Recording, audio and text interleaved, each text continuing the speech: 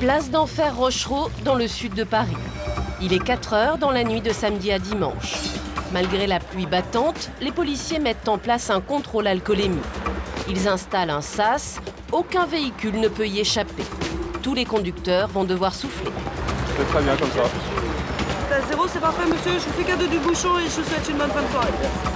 Résultat 0, c'est parfait, vous pouvez repartir. Chaque semaine, plusieurs opérations de ce type sont organisées dans la capitale. Les policiers ne rentrent jamais bredouille. 8800 procédures d'alcoolémie l'an dernier à Paris. Coupez votre moteur. Vous coupez le moteur pour l'instant monsieur. P, ça veut dire positif. Cet homme est le premier conducteur ayant trop bu à être interpellé. Soudain, une voiture s'arrête, accidentée sous le nez des policiers. Elle vient d'achever sa course à l'entrée du sas. Le châssis touche le sol, les jantes sont pliées, les pneus crevés. La voiture vient de percuter cette borne lumineuse. Mathieu, le conducteur, est indemne. Soir, malheureusement. Je suis pas fier, mais bon. Oui, c'est minable. J'aurais pas dû la faire parce que ça met en danger les autres. Et puis voilà. Déjà, il n'y a pas de blessés, d'accord? Non, mais c'est juste matériel. Voilà, enfin, je suis sur ridicule, j'ai crevé un pneu. Allez-y doucement, monsieur, allez-y doucement. Le conducteur titube, son ivresse est manifeste. Vous allez mettre les rangs du thé ici, vous allez souffler fort pendant une dizaine de secondes. Sans surprise, le contrôle est positif. Mathieu a donc plus de 0,5 g d'alcool dans le sang. Je sais pas, je l'ai trouvé après, il arrivait, donc bon, là on va le voir et tout. Plus une fin de bière. Produits stupéfiants. Comment? Des produits stupéfiants. Non. Les policiers doivent connaître son taux exact d'alcool. Il va souffler à nouveau dans un appareil plus précis. Le résultat est exprimé en milligrammes. Il faut donc le multiplier par 2 pour connaître le taux. Entre 0,5 et 0,8, ce sera une contravention. Au-dessus de 0,8 g, c'est un délit. Continue encore. Voilà, 0,93. Sachant que monsieur, il faut multiplier par 2. Donc là, vous êtes à 1,86 g. Voilà. Mathieu a consommé près de 4 fois plus d'alcool que la loi ne l'autorise pour conduire. Il est immédiatement interpellé. Cette nuit-là, il n'est pas le seul à avoir bu et conduit.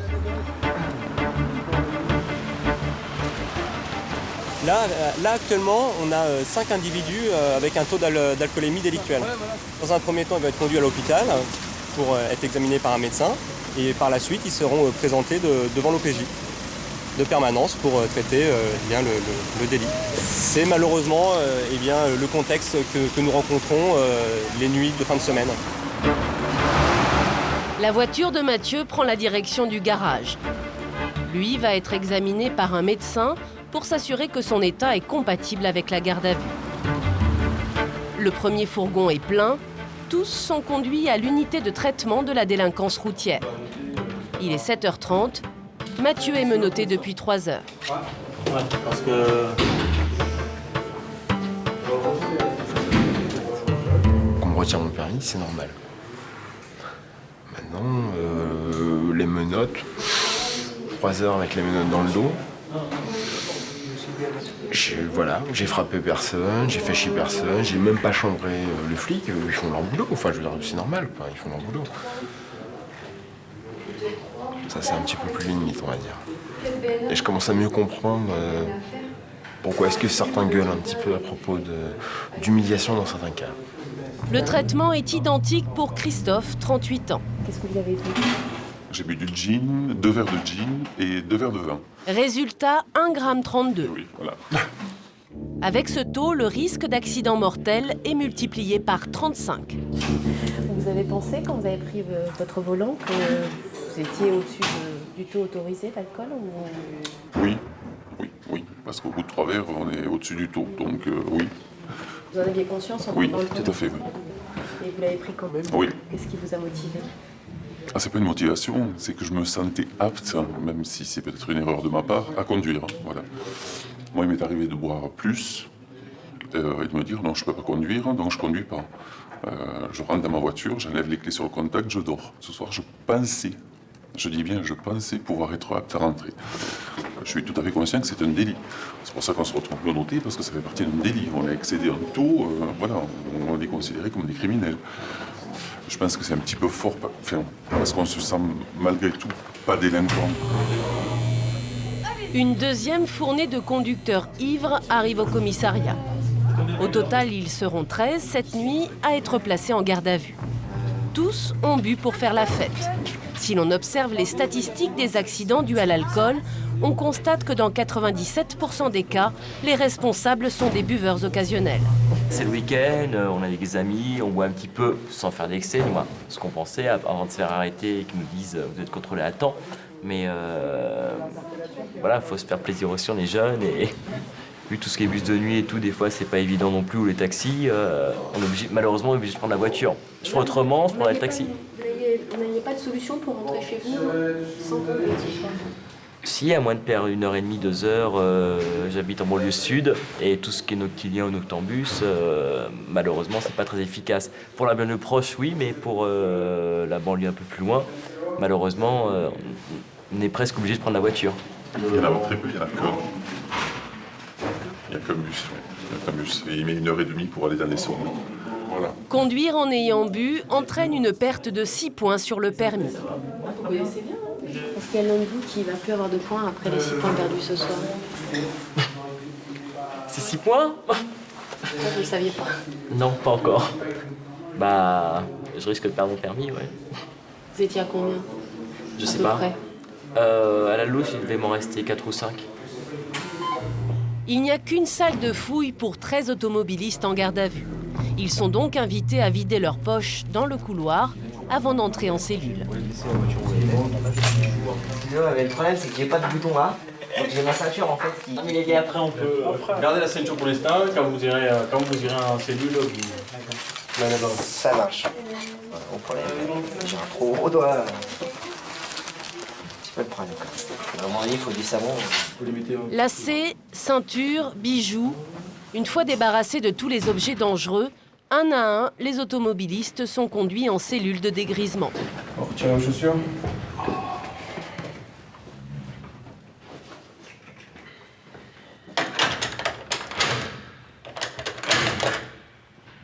Leur taux d'alcool va baisser de 0,10 g par heure. Pour chaque gardé à vue de cette nuit, c'est une première. Tous découvrent l'enfermement en cellule.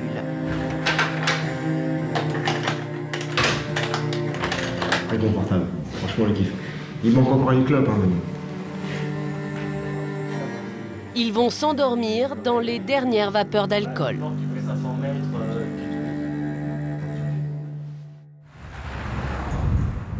Vous voulez déjeuner? Non, c'est pas moi qui prends les autres, c'est l'officier. Tenez. Tenez, monsieur. Donc tout le monde veut un petit déj? Avec plaisir. Ok. Je vais chercher du jus d'orange. Ok.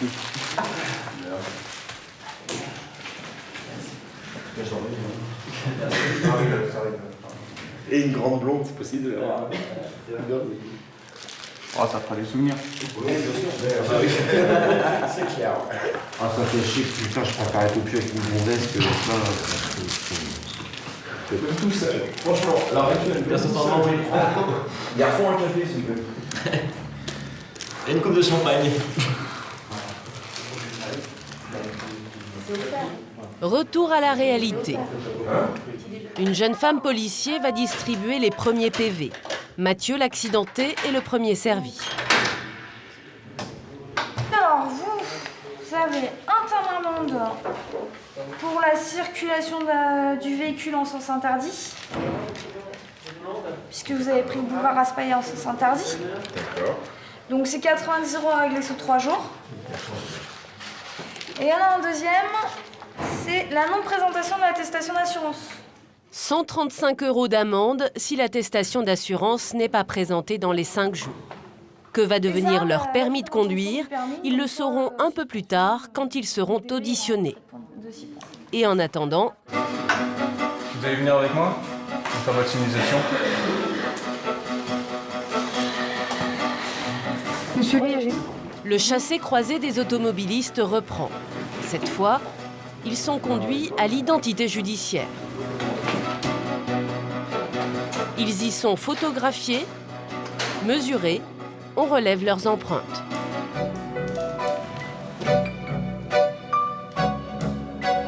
C'est un peu humiliant, forcément. C'est d'être ici qui est dissuasif. Prendre une amende, c'est une chose, mais je crois que ça va bien me servir de leçon, ça. Désormais, Mathieu et les autres sont fichés.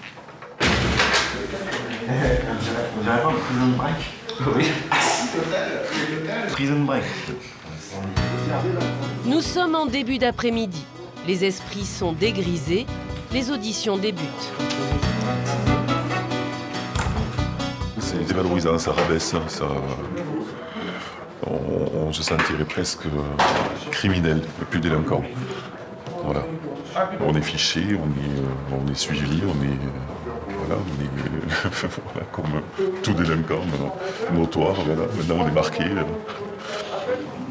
S'ils ne se souviennent plus de leur nuit d'ivresse, ils n'oublieront sans doute pas la sanction. Donc je vous préviens que suite à cette infraction, 6 points seront retirés sur votre permis de conduire. Que je procède à la rétention de votre permis de conduire sans délai dans les 72 heures. Donc à partir de mercredi, voire jeudi, téléphonez à un de ces 2 numéros au préfecture de police de Paris pour savoir combien de temps sera retenu votre permis. Ça peut aller de 15 jours à 6 mois. Ça dépend du taux. C'est administratif. Ce que je veux dire, après, ça n'empêche pas que le magistrat prenne une décision de suspension judiciaire. C'est deux décisions différentes. D'accord. Je pense que ça a un impact assez fort pour éviter de récidiver, quoi. Même si c'est déplaisant, je pense qu'il faut connaître ça pour faire un électrochoc et que ça booste, quoi. Vous pensez que sans ça, vous auriez... Oui, tout à fait, j'aurais continué. Sans ça, oui, j'aurais continué. Donc là, ça va me permettre de mettre un frein et de voir la conduite autrement. Voilà, monsieur. Vincent, lui, affichait un taux d'alcool d'1,34 g. En espérant ne pas vous revoir. Oui, j'espère aussi. Au revoir, messieurs. En tant que jeune conducteur, Vincent n'avait que 6 points sur son permis. Son permis n'est pas seulement suspendu, il va être annulé pour perte totale des points. Il devra repasser le code et la conduite. Là, ouais, c'est le meilleur moment de la journée. J'en ai pris pour mon grade et là, je vais rentrer et je vais bien me reposer et on va bien oublier cette journée. Voilà. Ça veut dire quoi, prendre 6% de grade? Ouais, c'est-à-dire que c'est une journée quand même qui est assez longue et surtout qui est assez frustrante dans le sens où on n'a pas l'impression de mériter ça. On a vraiment l'impression d'être un délinquant et de se retrouver en cage pour rien du tout, quoi, finalement. Vincent ne semble pas avoir pris conscience du danger de l'alcool au volant. C'est au tour de Mathieu, l'accidenté, de connaître la sentence. J'ai appelé le magistrat, donc je mets fin à votre garde à vue, donc vous êtes laissé libre, on va vous rendre toutes vos affaires sauf votre permis de conduire qui est retenu et il va y avoir une mesure de suspension qui va être prise. Donc la sanction, ça sera une ordonnance pénale, c'est l'équivalent d'une amende. Enfin, je vais vous demander de signer votre procès-verbal de fin de garde à vue. Voilà, donc comme je vous ai dit, le permis, nous le gardons. Maintenant, vous allez pouvoir redescendre, récupérer toutes vos affaires et vous êtes libre. Mathieu ressort éprouvé par les 10 heures de garde à vue. Cogite pas mal en fait quand on est en garde à vue en fait. Ouais. Ouais.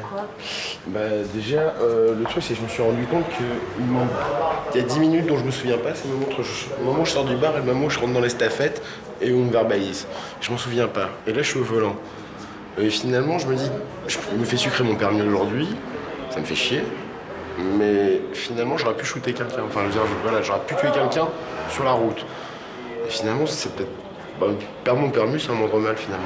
Enfin je préfère ça en tout cas. Donc vous ne vous rappelez pas avoir percuté la borne lumineuse Du tout. Franchement pas. Et votre voiture, vous vous souvenez dans quel état elle est? Il me semble qu'il y avait un pneu qui était éclaté.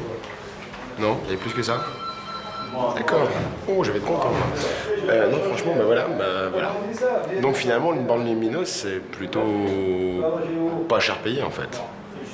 Bien réfléchi. Tant mieux que ce soit la bande lumineuse que j'ai shootée, pas quelqu'un. J'espère que j'ai retenu un leçon, je recommencerai plus mes conneries, quoi. Mathieu, comme les autres, est reparti à pied. Il a pris la pleine mesure du risque qu'il a encouru et qu'il a fait courir aux autres.